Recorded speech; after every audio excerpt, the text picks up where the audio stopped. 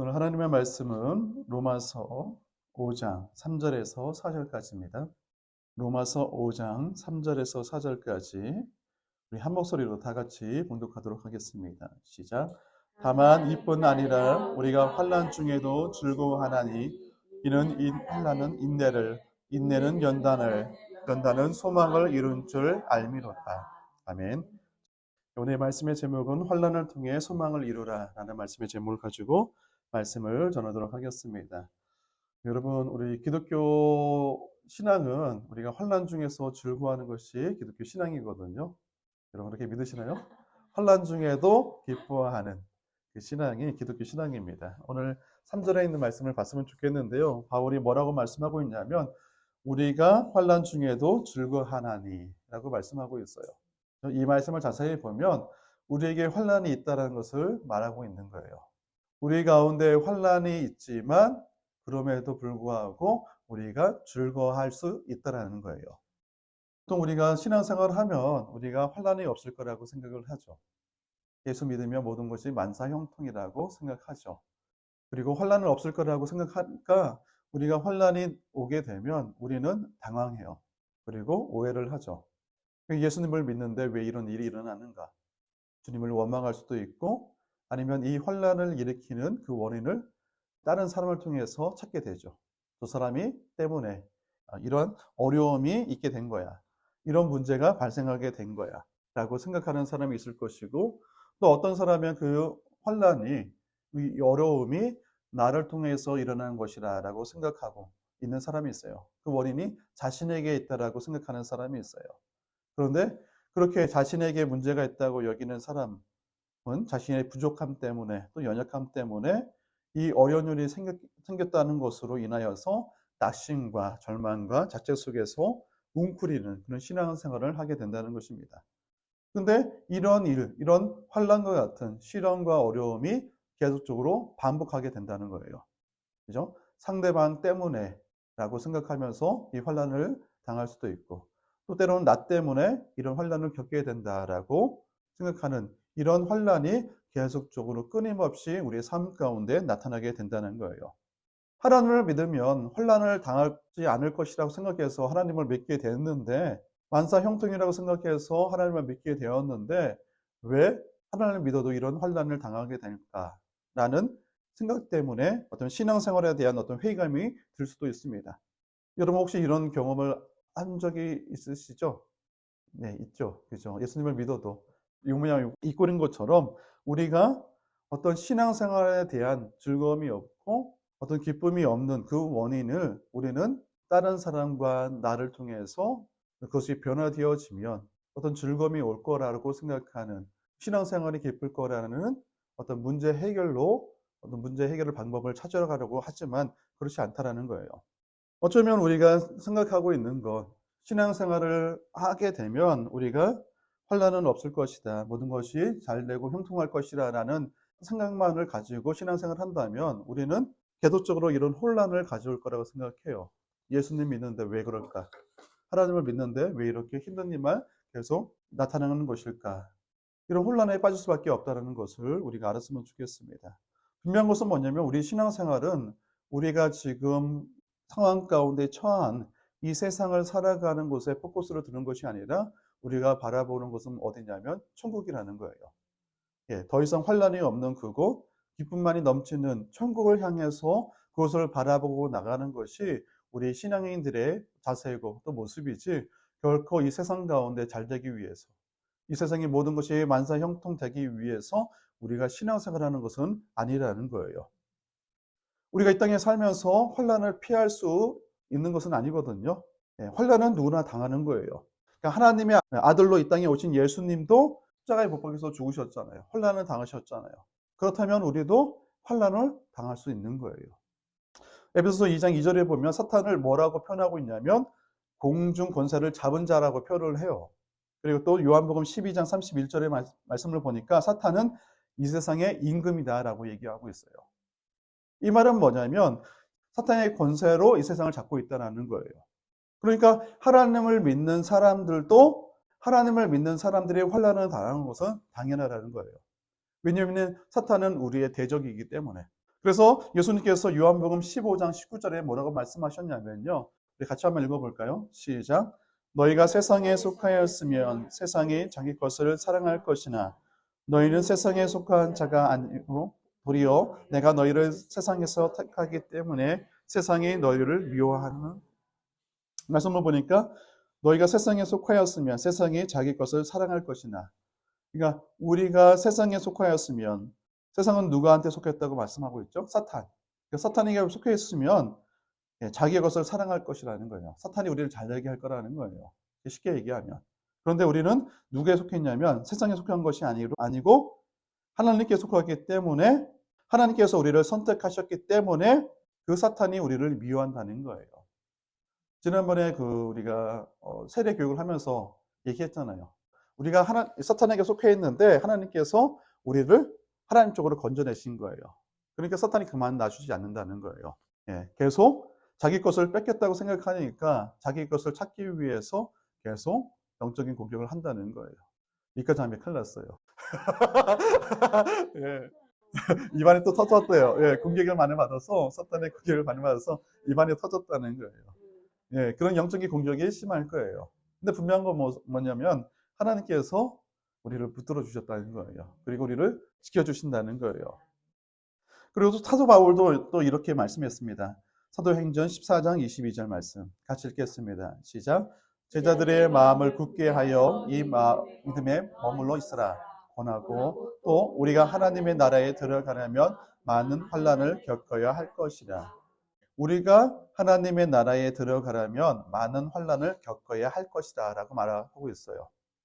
그러니까 기독교인이 환난을 당하는 것은 당연한 거예요. 어쩌면 세상 사람들보다도 환난이 많은 것이 당연한 거예요. 누구 때문에 환난을 당하죠? 세상 권세를 잡고 있는 마귀, 또 세상의 임금이라고 얘기하는 마귀로 인하여서 우리가 환난을 당하게 된다는 거예요. 그렇다면 우리가 믿는 자, 하나님의 말씀을 믿는 자들은 우리가 환난을 당할 때 누구의 탓으로 돌려야 되죠? 마귀한테 돌려야 되는 거예요. 그죠? 사람한테 돌려서는 안 되는 거예요. 어쩌면 속고 있는 거예요. 그리고 그 문제를, 환난이라는 문제를 해결하기 위해서 누구를 탓하게 되면 그것은 잘못 생각하는 것이고 잘못 문제 해결을 하는 방향으로 가게 된다는 거예요. 그리고 우리가 또 기억할 것은 무엇이냐면 그러니까 문제 해결에만 집중하게 되면 더 큰 문제를 만들 수 있다는 거예요. 어떤 사람에게 문제가 있다. 저 사람 때문에 문제가 있고 나에게 문제가 있다라고 생각해서 그 문제를 해결하려고 하면 이 환난의 문제가 해결되는 것이 아니라 더 큰 문제를 만들 수 있다는 것을 우리가 꼭 기억해야 된다는 거예요. 지난 월요일 오전 10시에 저희가 속한 WBC 미주 서부노회 제98회 정기노회가 있었어요. 보통 노회를 하게 되면 개회 예배 30분 드리고 성찬 예식 30분 정도 하고 그 다음에 회무 절차, 회의를 해요. 그리고 회의를 하다가 점심 식사가 되면 점심 식사를 하고 또 회의가 끝나지 않았으면 점심 먹고 회의를 하고 또 강도사 인허식이나 목사 안수식이 있으면 그 행사를 하고 마지막으로 폐회 예배를 드리고 끝나요. 근데 노회를 몇 시부터 몇 시까지 하고 정할 수 없는 이유가 뭐냐면 그 회무 절차할 때 회의 시간은 정해져 있잖아요. 보통은 이제 예배 시간을 개회 예배는 몇 시부터 몇 시까지 또 성찬 예식은 몇 시부터 몇 시까지 해달라고 이렇게 얘기하지만 그 회무 절차를 할 때 회의를 할 때에는 시간을 정하지 않아요. 왜냐하면 그 회의는 뭐냐면 그 노회에서 결정한 사항을 결정하지 않으면 회의가 끝나지 않는 거예요. 그러니까 그 이번 회기에 결정안이 있으면 그것이 반드시 끝내야 되고 만약에 그 어떤 결정할 사항이 이번 회기에 끝나지 못하고 다음 회기에 넘길 것이면 넘어가야 회의가 끝나는 것이지 그것을 가지고 계속 이것이 맞다 저것이 맞는다 아니면 이렇게 해야 된다 아니면 저렇게 해야 된다라고 계속 노회원들끼리 계속 회의를 계속 하다 보면 몇 시가 돼도 끝나지 않을 수 있는 상황이 될 수 있는 거예요.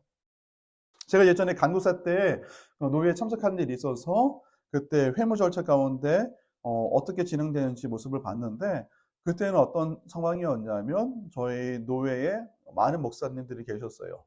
그때는 뭐냐면 총회가 나뉘기 전이었기 때문에 많은 목사님들이 회무 절차를 하는데 부드럽게 회의가 진행되는 것이 아니라 계속 절차를 따지는 목사님들이 몇 명 계셨어요. 일을 진행해야 되는데 절차를 중요하지 않은 그런 목사님이 계셨거든요. 그러니까 노예를 하다 보면 그냥 절차에 부족함이 있더라도 일을 빨리 처리하기 위해서 중간을 생략하거나 아니면은 그냥 간략하게 넘어가는 부분이 있거든요. 왜냐면 그 절차가 중요한 것이 아니라 그 절차보다도 우리가 해야 될 일에 더 빨리 진행하기 위해서 그렇게 넘어가는 경우가 있는데, 그때마다 딴지를 부리는 어떤 목사님이 있었어요. 노예 법대로 해야 된다, 제대로 해야 된다라고 일일이 따지며 그것을 고집하는 목사님이 계셨거든요. 그것 때문에 또 목사님들끼리 싸우는 경우도 있었어요. 어떤 회의라는 것은 뭐냐면 힘을 모으는 것이 회의잖아요. 방향을 한 방향으로 모으는 것이 회의잖아요. 근데 그렇게 되어가는 것이 아니라 어떤 몇 명의 목사님 때문에 결국은 누구를 탓하고 또 누구의 어떤 잘못으로 몰아세우고 또 편을 나누는 그런 분위기로 만들어가는 것을 제가 봤거든요. 근데 그렇게 만들어가는 목사님들의 어떤 사역을 보면 제대로 사역을 하시는 분들이 별로 없어요. 항상 교회가 문제가 있고 성도들이 없어서 그냥 소수 몇 명만 예배를 드리고, 그리고 그 사역이 점점 쇠퇴하는 그런 사역으로 가는 목사님들이거든요. 근데 그런 목사님들이 노예에 와서 항상 그렇게 문제를 일으킨다는 거예요. 큰 교회에 어떤 사역을 하고 계시는 목사님들은 어떤 과정보다도 결과, 아니면 그 결과를 만들어가는 그것을 준비하는 것이 더 중요하다고 생각해서 절차를 빨리 생략하거든요. 그리고 그 일을 하는, 최종적으로 해야 될 그 목적에 포커스를 두는데, 문제를 일으키는 목사님들은 뭐냐면 그 결과보다도 그 과정을 너무 중요하게 생각한다는 거예요. 지금은 그런 목사님들이 다 다른 쪽으로 가셨어요.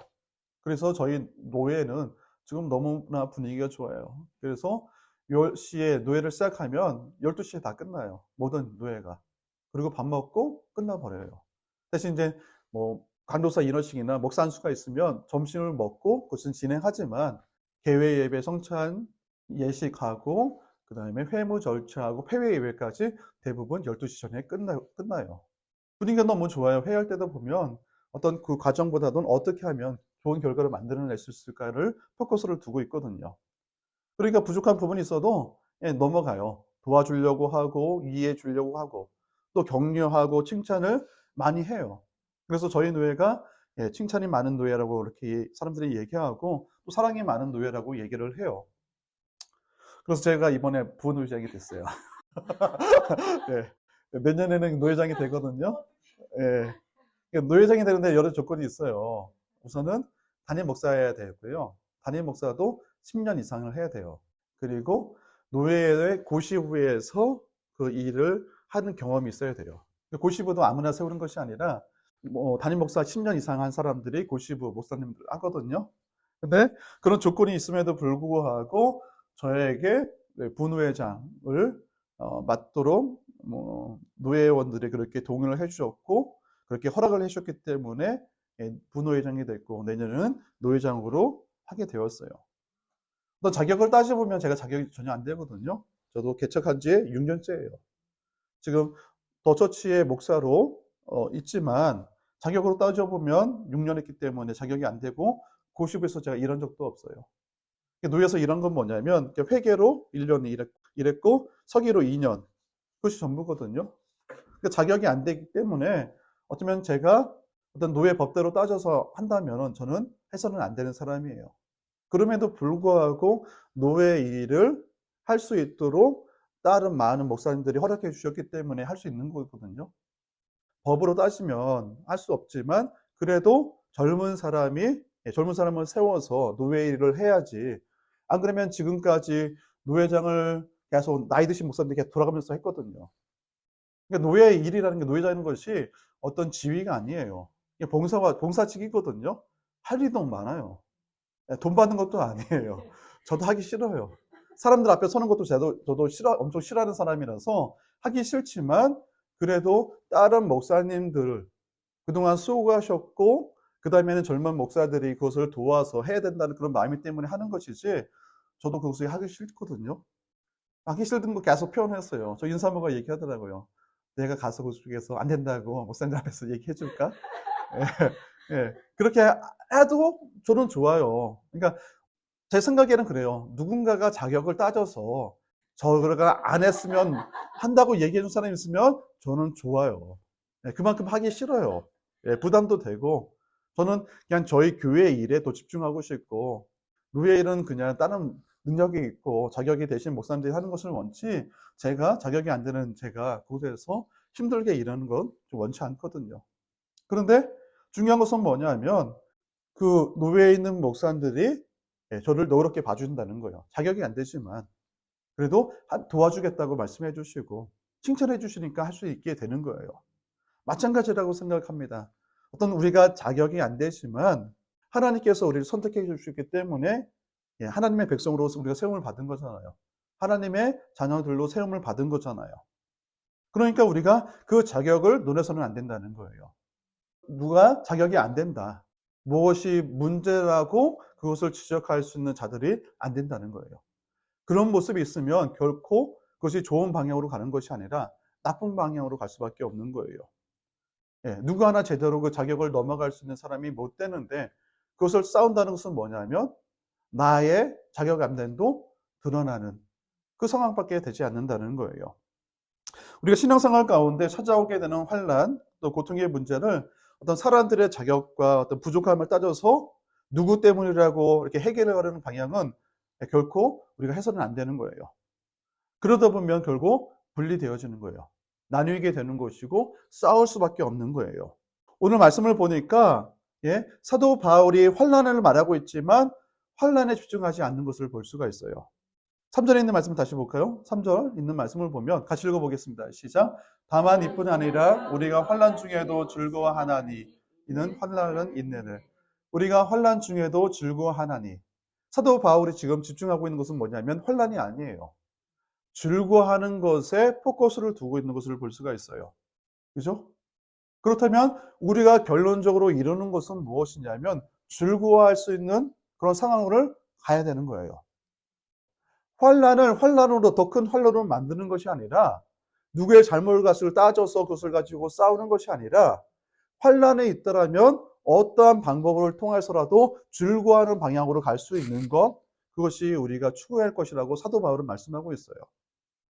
근데 그 방법이라는 것은 무엇이냐면 자격 안 됨에도 불구하고 하나님께서 우리를 세우셔 주셨던 것처럼 또 어떤 문제가 있더라도 그 문제를 어떤 크게 야기시키면서 누구를 질책하는 방향으로 가는 것이 아니라 부족함이 있음에도 불구하고 모든 것들을 합력해서 선을 이루어 갈 수 있도록 하나님께서 이끄시는 것처럼 우리가 어떤 환난 중에서도 어떤 환경을 탓하는 것이 아니라 사람을 탓하는 것이 아니라 우리가 진정으로 누려야 할 또 우리가 진정으로 가게 될 그 곳을 바라보고 나아가는 모습이 우리 가운데 있어야 된다라고 사도 바울은 말씀하고 있는 거예요. 이 말씀을 보면 우리가 환난 중에도 즐거워하나니 이 말은 뭐냐면 우리가 환난 중에도 즐거워할 수 있다는 것을 말씀하고 있는 거예요. 여러분 환난 중에서 즐거워하고 계신가요? 근데 사도 바울은 할 수 있다라는 거예요. 그 환난이라는 것은 뭐냐면 즐겁지 않은 거잖아요. 그죠? 성경에도 말씀하고 있어요. 히브리서 12장 11절에 있는 말씀을 보면 무릇 징계가 당시에는 즐거워 보이지 않고 슬퍼 보이나. 그러니까 징계를 당하는 자, 어떤 환난을 당하는 자들의 모습은 즐거워 보이지 않는다는 것을 말씀하고 있어요. 그러면서 우리가 환난 중에서 즐거워할 수 있는 것, 환난 너머에 우리가 바라봐야 될 것을 바라보면 우리가 즐거워할 수 있는 것을 말씀하고 있어요. 로마서 8장 18절에 있는 말씀을 보면 생각하건대 현재의 고난은 장차 우리에게 나타날 영광과 비교할 수 없도다. 사도 바울이 그 고난, 환난을 말씀하는데 그 환난은 장차 우리가 나타날 영광과 비교할 수 없는 것이라고 말씀하고 있어요. 이것은 뭐냐면 우리가 장차 날 영광이 훨씬 크다는 것을 말씀하고 있는 거예요. 비교할 수 없다는 것은 비교의 상대가 되지 않는다는 거예요. 그렇다면 장차 우리가 나타날 영광이 무엇인지에서 우리가 알아야 되는데 그것은 뭐냐면 천국에서 누릴 영광을 말하는 거예요. 그 천국에서 누릴 영광이라는 것은 뭐냐면 우리가 상상할 수도 없는 거예요. 지금 우리가 이 세상에서 정말 영광이라고 누리는 것으로서는 비교조차 할 수 없는 그것으로는 천국을 상상할 수도 없는 그 영광이 있기 때문에 우리가 일시적인 이 세상에 있는 일시적인 환란에 대해서 우리가 포커스를 두지 말고 더 큰 것에 포커스를 두는, 천국의 영광을 포커스를 두는 그런 모습이 우리 가운데 있어야 된다라고 사도 바울은 말씀하고 있는 거예요. 근데 우리는 일시적인 것에 포커스를 두죠. 그러니까 순간적인 것에 포커스를 둔다는 거예요. 상대방이 한 말 때문에 포커스를 두죠. 그것이 전부인 것처럼, 모든 것이 걸려있는 것처럼 우리는 그것에 목숨을 걸고 싸우려고 하잖아요. 근데 사도 바울이 얘기하는 것은 뭐냐면 그것은 아무것도 아니라는 거예요. 내가 자존심 상하는 것, 잠깐 혼란을 다는 것은 아무것도 아니라는 거예요. 장차 받을 그 영광을 생각하면 그것은 별것이 아니라고 말씀하고 있어요. 그래서 고린도후서 4장 17절에 있는 말씀을 보면 사도 바울이 또 이렇게 말합니다. 같이 보겠습니다. 시작. 우리가 잠시 받는 환난에 경한 것이 지극히 크고 영원한 영광에 중한 것을 우리에게 이루게 함이니. 말씀을 보니까 이 세상에서 잠시 받는 환난은 경한 것, 그러니까 가벼운 것이라고 표현하고 있고, 영원한 영광을 뭐라고 표현하고 있냐면 지극히 크고 그리고 중한 것이라고 말씀하고 있어요. 그러니까 지극히 큰 영광을 얻기 위해 작은 환난을 받는 것은 그냥 가벼운 것, 쉬운 것이라고 말씀하고 있는 거예요. 그렇잖아요. 여러분들, 우리가 일을 하는 데 있어서 어떤 상품을 두고 이렇게 일하는 경우가 있잖아요. 뭐 내기를 하든 어떤 대회를 열든. 이번에도 성경 읽기도 했을 때도 상품을 얘기하는 것은, 어떤 상패를 얘기하는 이유는 뭐냐면 그것을 보고 열심히 할 수 있는, 그 소망을 가지고 열심히 할 수 있는 어떤 힘을 얻기 위해서 하는 거거든요. 아이들도 마찬가지예요. 아이들에게 상품도 많이 주는 거. 그러니까 이번에 성경 읽기를 끝났지만 어른들한테는 성경책 주지만 아이들한테는 상패를 줘요. 어른은 상패 주지 않지만 아이들한테 상패를 주고 또 선물도 줘요. 기프트콘을 줘요. 예, 읽지 않은 아이들조차도. 예, 전도사님이 그렇게 줘야 된대요. 왜냐하면 아이들에게 소망을 주기 위해서.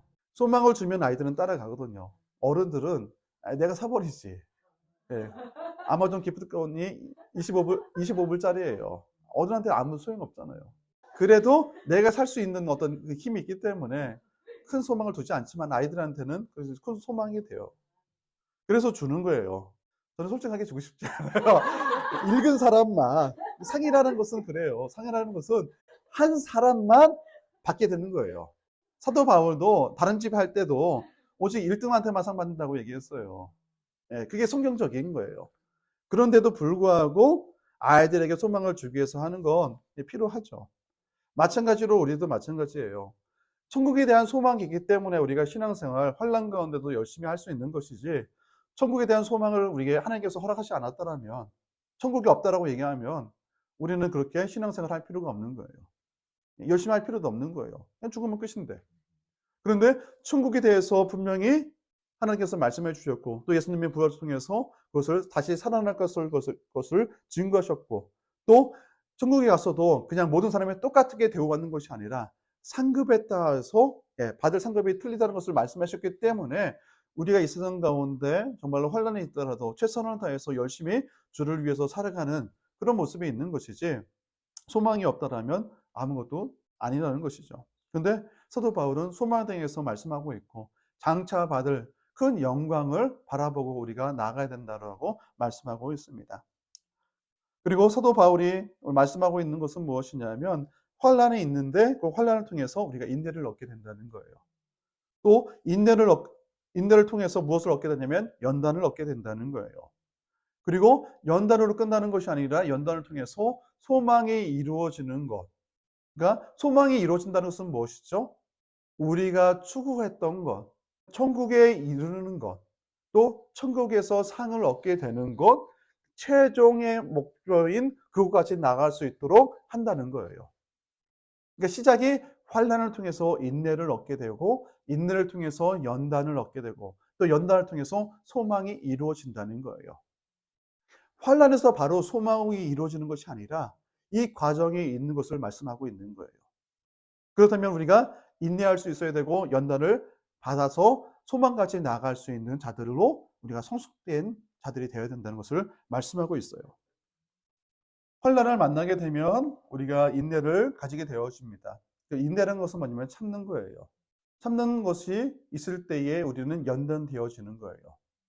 연단이라는 것은 뭐냐면 우리를 강하게 하는 거예요.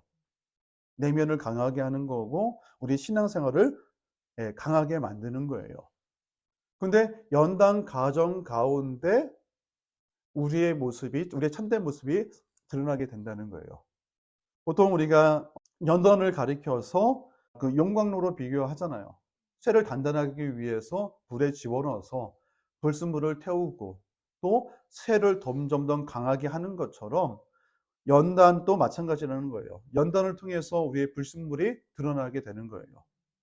그리고 우리가 그 뜨겁지만 그 고통 가운데서 계속 인내로 계속 잇따라 보면 우리가 점점 단단해지는 것이거든요. 그런데 참된 신앙을 가지지 못하고 거짓 신앙을 가지고 있는 사람은 환난을 만나게 되면 점점점 자신의 모습이 드러나요. 참된 신앙인은 어떤 모습으로 나타나게 되었냐면 환난이 크면 클수록 점점 하나님께 가까이 가는 모습으로 바뀌고 거짓 신앙을 가진 사람들은 점점 하나님으로부터 멀어지는 신앙을 가지게 돼요. 이것은 정확하다고 저는 생각해요. 여러분이 환난을 당할 때 어떤 모습을 취하는 것을 보면 여러분의 신앙의 모습을 볼 수 있어요. 저의 신앙을 또 볼 수 있어요.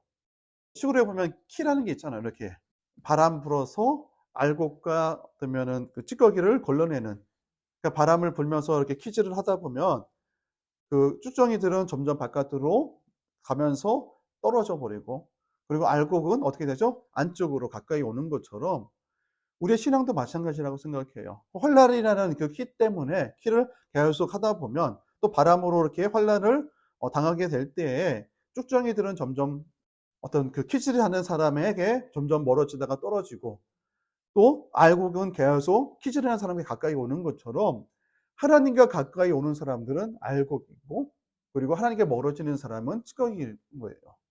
그리고 환난을 통해서 우리가 성도들의 신앙은 성숙하기를 하나님께서는 만드신다는 거예요.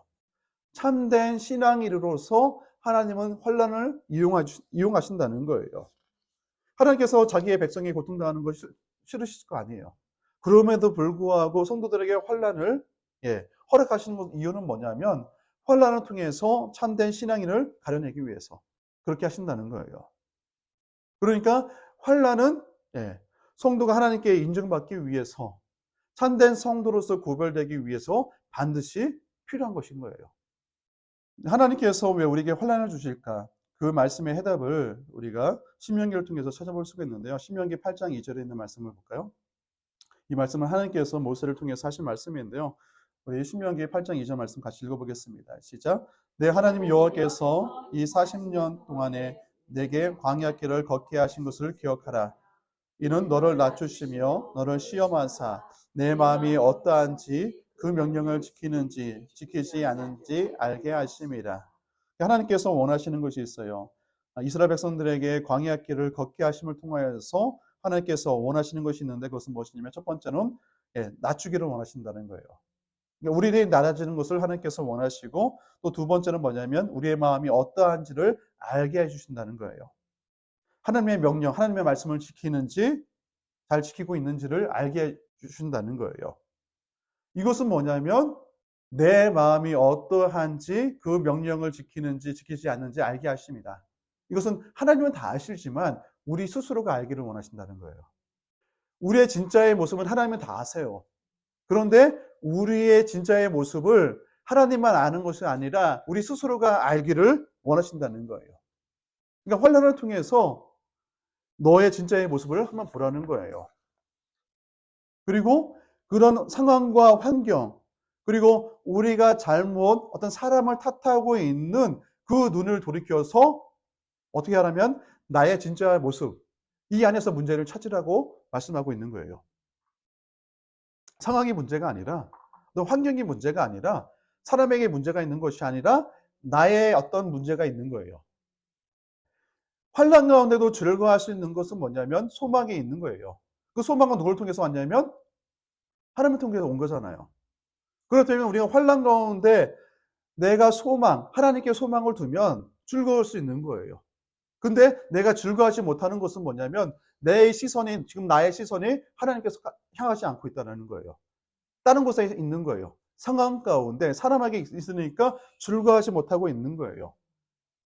인내할 수 없고 연단의 과정을 거쳐서 소망을 누리지 못하는, 항상 거기서 멈춰버리고 있기 때문에 내가 어떤 상황 속에서 즐거움을 누리지 못하는 거, 환난 가운데 즐거움을 못하는 그 원인은 나한테 있는 거. 그러니까 나를 돌이키기 위해서 환난이 있는 거예요. 그리고 나의 시선과 나의 어떤 삶의 방향을 하나님께 맞추기 위해서 환난이 있는 거예요. 그러니까 환난은 우리가 나쁜 것이 아닌 거예요. 우리는 환난을 나쁜 것이라고 생각해요. 그러니까 부정적으로 생각하는데, 하나님께서 우리에게 주신 환난은 뭐냐면 나를 새롭게 하기 위해서 주신 너무나 좋은 기회라는 거예요. 나의 시선을 바꿀 수 있고 나의 마음을 바꿀 수 있고 내가 하나님께 향할 수 있는 그 길을 만드는 것이 환난이라는 것을 우리가 믿음 가운데 받아들이고 그 환난을 넘어갈 수 있도록 우리가 하나님을 의지하면서 나갈 수 있어야 되는 거예요. 그러면 우리가 승리가 있는 거예요. 환난 가운데도 즐거워할 수 있는 거예요. 이런 믿음이 우리 가운데 있어야 되는 거예요. 그래서 오늘 말씀을 통해서 우리에게 깨닫고자 하는 하나님의 메시지는 뭐냐면, 나의 모습을 제대로 바라보고 있는가? 정말로 내가 하나님의 뜻 가운데 나아가고 있는가? 하나님의 말씀을 잘 지키며 살아가고 있는가? 그것에 중점을 두고 있는가를 살필 수 있어야 된다는 거예요. 그런 자들은 환난 가운데도 즐거워할 수 있는 거예요. 그런데 나의 시선이 하나님께 향하지 않고 나를 제대로 바라보지 못하고 있으면 그 환난은 항상 남만 탓하는 거예요. 남들이 문제가 있고 그 문제가 해결되어야지 즐거운 일이 있을 거라고, 어떤 소망이 있을 거라고 얘기하는데 그것은 잘못된 적용인 거예요. 그렇게 적용하면 문제가 더 커질 수밖에 없어요. 남편 때문에 얘기해봤자 뭐예요? 더 큰 싸움만 되잖아요. 그죠? 남편이 문제라고 해서 여겨버리면 소망이 생겨요? 안 생기잖아요. 소망은 하나님께 있거든요. 남편에게 있는 게 아니라, 남편이 바뀌어서 내가 즐거움을 얻는 것이 아니라 소망은 하나님께 있고 그 즐거움은 하나님을 통해서 오는 거예요. 이것을 내가 누리지 못하는 것은 나의 문제인지 다른 사람의 문제가 아니라는 거예요. 환난에서조차도 즐거워할 수 있다라고 분명히 말씀하고 있어요. 저는 오늘 이 말씀을 통해서 저와 여러분이 정말로 하나님께 집중하고 또 나 자신을 바라볼 수 있는 그런 계기가 됐으면 좋겠습니다. 아멘. 어떤 힘든 상황이 오더라도 어떤 사람이 환난이라고 얘기할 수도 있어요. 어떤 사람이 누구 때문에 탓할 수 있어요. 그때 우리가 제대로 된 눈을 가지고 있어야 돼요. 제대로 된 시선을 가지고 하나님을 바라보고 나를 바라봐야 되지, 다른 사람을 바라보면 결코 우리는 넘어질 수밖에 없어요. 저는 여러분들이 이런 어떤 환경 속에서도 하나님을 통하여서 즐거움을 또 기쁨을 누리기를 주님으로 축복합니다. 아멘.